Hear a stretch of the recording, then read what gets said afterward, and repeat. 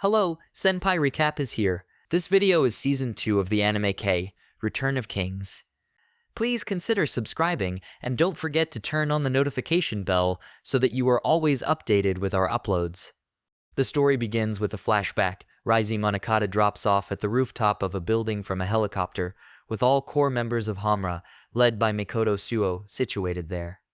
Monokata joins the prepared lines of Sector 4, and the two oppositions soon begin fighting all over Shizume town, though there was no apparent outcome to the fight.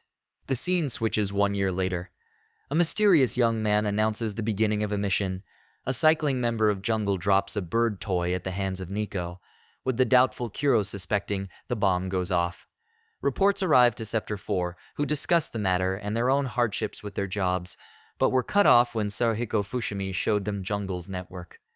Elsewhere, Kusanagi tells Awashima to contact Hamra as soon as possible, which the lieutenant complies with. At the bar, Anna is seen sleeping while the others discuss the same matter. However, they were surprised after Saburota finds a video online, which is revealed later to be the same mysterious boy's doing. Enraged, Mizuki Yada heads towards the supposed location given to him by Izumo Kusanagi, but is greeted by a just-arrived Fushimi instead. The two soon began fighting after Saruhiko provoked the former, but were stopped upon the arrival of their respective clans. As they spoke, Jungle made their appearance, calculating each member's value, with the two kings' scores being 100,000. Awashima and Kusanagi, both worth 6,000 points, Saruhiko Fushimi with 4,000, and Yada worth 3,000. They soon begin raining several explosive bird toys at the two clans, but are surprised by Kusanagi's aura, which deflects all the damage away from the red and blue clans.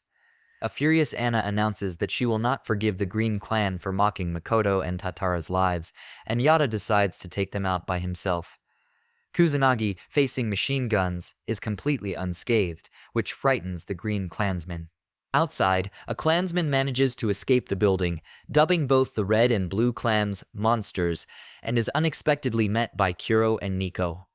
Boastful, the green clansmen prepare to battle Kuro, but are taken out in a second's matter, while Kuro asks him if his clan knows of Yashiro Isana's whereabouts.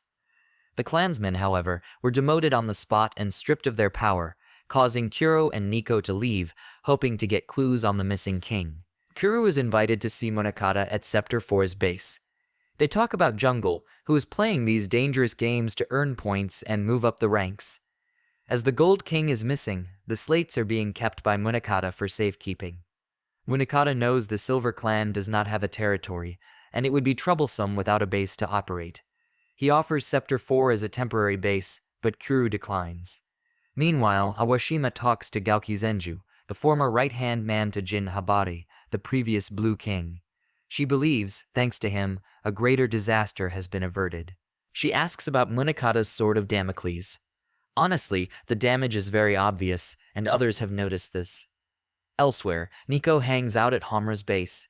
She didn't want to go with Kuro to Sector 4 because she hates that Spectacle's boss. Anna gives her a bead that allows her to see Shiro, although not all the time. This proves that they will always be connected. They talk about a few other things, but ultimately they too offer their base for the Silver Clan to operate on until Shiro returns. Similarly, Nico declines because she knows she has a place called home. Meeting up with Kuro, they head to the island school of Ashinaka. It might not be exactly their territory, but it is their home, a place they can go back to. The higher members of Jungle are talking among each other. Sukuna, Yukari Miss Hakuji, Tenkei Iwafune, and the Green King, Nagar Hisui, discuss whether the Silver King is still alive. Seeing how Nico and Kuro have come into contact with the Red and Blue clan, Nagar wants them removed from the game as soon as possible. Yukari offers to go slay Kuro since it is his fate. Iwa wonders why Nagar is rushing into things. Nagar is running out of patience and says if the first king intends to continue with the game, he won't let his subjects die. Yada is not pleased that his bounty is less than Fushimi. Anna needs to return something Nico left behind. Yada volunteers to do it for her. Seeing as king, she can't simply walk openly in the streets. She should rely on others sometimes. Sukuna and Yukari make it to Ashinaka High School. Yukari writes a letter disguised as a love letter to draw Kuro out of the school, while Sukuna gets a new mission from Nagar to hunt down Yada and Saruhiko, who both coincidentally meet at the high school. When the letter arrives at kn0w, he instantly realizes it is from Yukari, as the woman who gave it to him also runs off and gets 5 jungle points. kn0w accepts the offer and goes to meet him on the bridge, while both Yada and Fushimi ambushed Sukuna. Both battles begin to take a turn for the Green Clansmen as Yada and Fushimi are beaten down by Sukuna, and Yukari is going in for the killing blow on kn0w. Nico pleads for Shiro, who miraculously hears her and activates his sword of Damocles. Yashiro Isana lands right in front of kn0w and Yukari with his umbrella drawn. Shiro puts his umbrella over his shoulder, calling Nagar out on his arrogance. Nagar boasts veniacally over Yashiro's return and begins to giggle to himself. With Shiro back, Nagar calls on his side to withdraw since his strategy to lure him out has worked. This means Sukuna has to stop, even though he was going to win easy points against both his adversaries. kn0w and Nico are happy to reunite with their king. Nico is more clingy and emotional, while kn0w is just playing tough. Shiro knows what's going on. He thought he could do things behind the scenes without getting everyone involved, but it seems jungle outlasted him and drew him out. With Shiro back, his first action is to call for a round-table conference with the Red and Blue clan, and everyone knows this is about the Green clan. First, Shiro says that Kukujauji, the Gold King, has died. This is the reason why jungle has become more active and brazen, as there is no one to stop their ambition. The reason they want Shiro too is because of his knowledge about the slates. His power is eternal compared to jungle's manipulation. Monokata has no objection to joining forces since it is exhausting enough to just counter the Green clan. Anna also agrees to cooperate in Makoto's spirit. Later, Shiro talks to Monokata, as he is the one watching the slates at Kukujoji's place. He wants to help, but Monokata shoots him down. He will not rely on a man who ran away once. Since Shiro had it coming, there's nothing Shiro can do. The Red and Blue clans are teaming up to take down those low-level jungles. Shiro visits the place where Kukujauji lived to take some important documents. The Gold clan then seeks Shiro's permission to cease active participation in this affair and solely maintain the current system in accordance with Kukujoji's orders, which Shiro allows. Monokata sees the Prime Minister so that he can transfer all authority for issuing orders that were exclusive to the Gold clan to Scepter 4. Shiro tells Kusanagi to tell Anna to help keep an eye on Monokata because the signs are on his sword of Damocles. It might not happen so soon, but it is best to be on high alert since he is also unstable. Shiro is thinking alone when Nagar pays him a visit via his parrot. He is here to offer his proposal to team up so they can further evolve mankind. Kukujoji was powerful enough to keep strains minimal, as were those slates that gave the kings their power under control. Now that he is gone, Nagar wants to unleash it as an evolution accelerator. Shiro rejects, but Nagar will take the slates by force either way. At first, he thought of waiting and letting Monokata tire himself out since that foolish guy thought he could suppress the slates like Kukujauji. Now the plan has to be changed. Shiro deduces that for everything that has happened so far, Nagar was the big orchestrator from behind just to bring him out. Because he believes Shiro isn't meant to just watch, but to play. Now that Shiro has refused him a second chance to team up to release the slate's power, be prepared, for there will be war. Nagar is telling his comrades about their plan to seize the slates now that Kukujauji is no longer around. He miscalculated about Monokata lasting longer than expected in suppressing the slates that would otherwise automatically start mankind's evolution. With Shiro's return and the alliance of the three kings, the only way left is to take it by force. Similarly, Shiro is having a briefing with his alliance and his strategy to take down jungle. Kusanagi questions Shiro's ability to lead this operation, although everyone here acknowledges him as the Silver King. He is the best person to lead, as he knows a way to defeat Nagar. Not because he had personal ties with him. Kukujauji and Nagar once fought. The latter lost. Shiro later heard all the details from his former lieutenant. Right after it ends, the tower is under attack by Yukari and Sukuna. The Blue clan fights them first in the first part of the plan to weaken them and stall for time. They cannot defeat the duo as they head up the tower with traps laid out by Fushimi. Although they breeze through all the traps, they are separated as planned. The Silver clan is to fight Yukari, while the Red clan will take on Sukuna. However, during the complexity of separating them, the Red clan has to deal with Yukari, and Shiro's clan faces off with Sukuna. Shiro knows well that even the might of the 3 allied kings is no match for Nagar alone, who can take out every single one of them at this time. The price to pay for having such awesome power is that he can only use it for a limited time. That is why Yukari and Sukuna are here to clear the path for Nagar to fight. Speaking of him, here he is at the entrance of the tower. He can't wait for the party to get started and is here early. He powers up like God once his straight jacket comes off. It is going to be an unfair fight with Homura and Scepter 4 ganging up on Yukari. However, with everyone sensing Nagar is on the move, Yukari makes his retreat to grab Sukuna and withdraw from the stage as ordered. Nagar is blazing through all the traps. Although it is not enough to stop him, the strategy is to make him use up his strength in his limited time. When Shiro examines the damage Nagar left behind, he is puzzled that he is not conserving his energy and is going faster than expected. Nagar zooms past Homura and Scepter 4. Anna gives chase, and he is not listening to a little girl tell her to stop. A chance for Anna to showcase her power. Just when Nagar thought he had broken into the room with slates, Munakata blocked his move, and Nagar completely ran out of power. There is some chatter about Nagar and Nico being the same beings because they are not bound by human qualities forced upon them. Munakata notes that Nagar is not qualified to fight him because he has no heart, which he lost during the Kagutsu incident. This is also what gave him his superhuman abilities. His power is what keeps him alive, and if he runs out of it, he is no more than a corpse. However, Nagar says that it isn't him whom he will face. It will be his trump card. The person he has cleared the way for. While Scepter 4 and Homura race to reach Anna, a mist engulfs the area, and this dude just walks past everyone. Fushimi detects an unknown power on par with a king. A 5th sword of Damocles appears over the tower. It is Iwa, who is the Grey King and supposedly believed to have died during the Kagutsu incident. 14 years after the Kagutsu incident, a large portion of the place was leveled.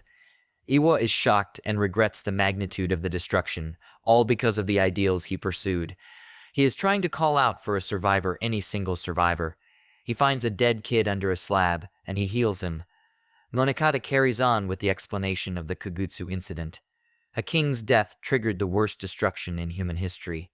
Among the dead was Seigo Utori, the Grey King. He never expected him to be alive and Jungle's mastermind. Iwa refutes the idea that the guy is dead and is just a simple man. Munakata fights Iwa in a misty battle. Shiro is reduced to protecting Anna since the cold fog is weakening her. Munakata continues reading more about Iwa's history. Once a highly respected king of the Grey Clan Cathedral, that incident wiped out his entire clan along with other innocent civilians. The death toll stood at about 700,000. All he tried to do was just prevent Genji Kagutsu, the former Red King, from Damocles down. Both sides clash too in their ideals, but eventually Iwa gets the better of weary Munakata and breaks his sword, causing his sword of Damocles to go even more unstable. It is revealed that this fight is just a big distraction because Jungle sent in a helicopter to pull out the slates from underground. In the aftermath, the wounded are treated. Shiro is at a loss because he never expected Nagar to have a trump card. But instead of whining and doing nothing, they remain positive that they can still do something. Yada and Fushimi argue with each other that this alliance failed big time. Because Fushimi confronts Munakata not only to criticize how the kings were so obsessed with the slates, they couldn't sense the existence of another. He goes on accusing his boss, saying that he thought that with Kukujouji out of the way, no one would stand in his way. He could control the world as he saw fit.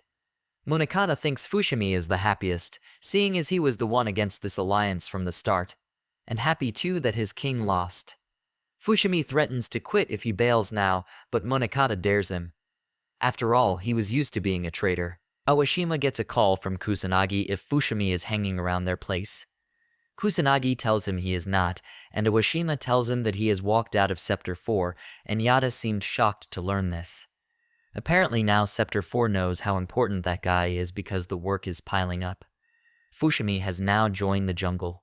Fushimi sees a captured jungle member in the cell, Daohan Hirasaka. She doesn't play Jungle's games for the points, but for the money to earn her living. He likes her answer and busts her out. A month after the slates were stolen, random people are now slowly displaying supernatural powers. The top Jungle guys are discussing the start of their new planning phase. They also note how Daohan has been earning points and recouping her losses quickly. Then there is Fushimi, who is also moving up the ranks at lightning speed. They think he is cheating somehow, but he is the least of their concerns. Shiro is focusing hard to find a solution. He is thinking of using the resonance hammer effect on the slates. Something about this irreversible effect of unfolding the sanctum under special conditions. Awashima and Kusanagi disguise themselves as a couple to infiltrate a big party hosted by Jungle Corporation, of which Yukari is the CEO. The place is filled with politicians, celebrities, and foreign dignitaries. This party is to promote Jungle's system of human evolution as the way of life. Awashima manages to steal a list of guests so they can get an idea of who is under Jungle's thumb. But the Jungle guards chase them down. Right before they are scot-free, the list inside the PDA is destroyed by none other than Fushimi. This act earns him enough points to level him up to the highest rank. Awashima is shocked that Fushimi has joined Jungle, but that guy has no regrets and escapes via Daohan's power to walk through solid objects. Fushimi is taken by Yukari to Jungle's secret base for top-ranking members, a deep underground maze that connects many exits in the city. Yukari knows about Fushimi's sly tactic of hiring Daohan to work for him. That way, the points are doubled, and that is how he moved up so fast. Even though this is like cheating, Nagar accepts it because he likes people who think outside the box. Now it's time to see Yada in his outburst after learning his rival betrayed his own clan. Monokata sounds calmer though. Although he is more concerned with filling the void Fushimi left, lots of people from various departments came just to fill his shoes. Also, he has hired Zenju as his bodyguard. Fushimi is being treated to a sushi party. Sukuna is in a bad and jealous mood. He had the record of moving up the ranks of Jungle the fastest until Fushimi broke it. But Fushimi isn't here to make friends either. Since this is a game, he wants to see what happens after scoring past the limit. He might see if it would change the way he sees things, because their real plan starts here. Fushimi would rather complete any missions Nagar throws at him. He will easily clear them all. As the Green Clansmen view the slate, Sukuna and Fushimi bicker about their roles, only to be hit over the head by Yukari telling them to stop bickering between one another. Sukuna runs off to talk with Nagar, and Fushimi comments about how strange it is that the group has 2 clansmen, 2 kings, and a parrot. Yukari questions Fushimi, seeing how this will be how the new world will most likely seem now. After Munekata is fired from the position of captain by the Prime Minister, Sari Awashima is soon dismissed by the minister to show that Scepter 4 is only on standby from now on. Shiro comes to the conclusion that he should stop the slates by completely destroying them with a Damocles. Anna visits Shiro and eventually returns to Hamura with the news. Munekata enters the bar and begins to talk about the past, comparing himself to Makoto Suo before his Damocles down. Anna says that he is nothing like Makoto, reverting to a flashback of the two fighting on the roofs and streets. Munekata, after a light shock, leaves subtly. Shiro sets down 3 silver objects, stating that these will be their new insignias. Kuro is handed the job of deciding the name White Rice Party from the rice that they normally eat, later playing a quote from Ikaijin Miwa. At the same time, Shiro and Anna get extreme headaches as the Green Clan releases the full blast of the slates, and a huge light emits from the secret base and into the sky. Munekata heads towards it, looking back as he thinks he hears Makoto.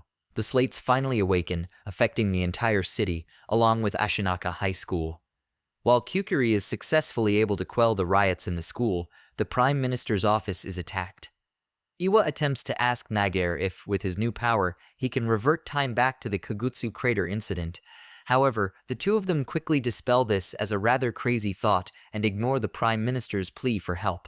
Munekata and Goki begin to approach the entrance of Jungle's secret base, and the U-rank member begins to open fire on them, despite their gunfire being useless against the 2 blue clansmen. Scepter 4 is revealed to be the Tokyo Legal Affairs Bureau, Civil Registry Department, Annex 4, and goes out to assist Munekata despite their orders from the Prime Minister. Fushimi begins to hack the security system of Jungle to open up the main door to the secret base. Kadasaka, used as a medium by Nagar, warns him that the second he opens the door, he is defected and to be killed. Fushimi disagrees with Nagar's morals and opens the door. The door to the security room shortly opens, and Sukuna attacks Fushimi. The door to the secret base opens, revealing Iwa wanting to face Monokata again. Iwa notices Zenjo and comments about his slaying the Blue King Jin Habari, and that he sure has aged, which Zenjo replies back with Iwa sure being dried up. Iwa agrees and raises his fog just before the airship Schattenreich crashes into the Yomido Gate. The two kings release their swords of Damocles and proceed to battle. When Monokata left Hammer's base, he caught Yada eavesdropping from outside. He apologizes to him if Fushimi dies. It seems Fushimi's current position was because of Monokata's orders prior to that tower mission. If it failed, he was to infiltrate Jungle's central command, as his reputation as a traitor made him the only one who could pull this off.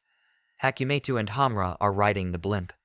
The plan is for Hamra to clear the levels enough for Hakumetu to reach the slates at the very bottom level, and so that's where they crash in. Zenju stands aside while he watches Monokata fight Iwa. His role is to slay Monokata if his powers go out of hand. Monokata could have lost had not his faithful Scepter 4 come to his aid. Their unit has also been trying to regain order around the country by subduing those abusing their newfound powers. And so, with the power of a loyal clansman, Monokata is able to dodge all of Iwa's bullets, get up close to him, and slay him once and for all. Fushimi could have met the same fate had Yada not come to his rescue. They argue, but it's their way of communicating. Yada admits himself to being stupid because he couldn't have guessed all this, and Fushimi should have just worded it in a way he could understand. They acknowledge each other, and then cooperate and fight like they used to against Sukuna and win. Yada had to go secure his level as part of Hamra's plan for the final party, so Fushimi escapes with Daohan. Meanwhile, the much-anticipated final fight between kn0w and Yukari is just about to begin. Shiro and Nico reach Nagar, who explains a little about Nico as Miyabi. She is one of the few survivors of Damocles Down. It was also when Nagar awakened as a king and Nico gained powers as a strain. She was forced to manipulate her own memories and live as a cat. Though the slates robbed them of everything, they also gave them everything. To support Shiro's statement that humans don't need the slates, Nico says all she wants is to eat good food with the people she loves. Nagar is disappointed with their answer, so it's time to get serious and face off. Once Nagar and Shiro's sword of Damocles pop up, this is the signal for Anna and Hamra to summon all their powers to clear a path.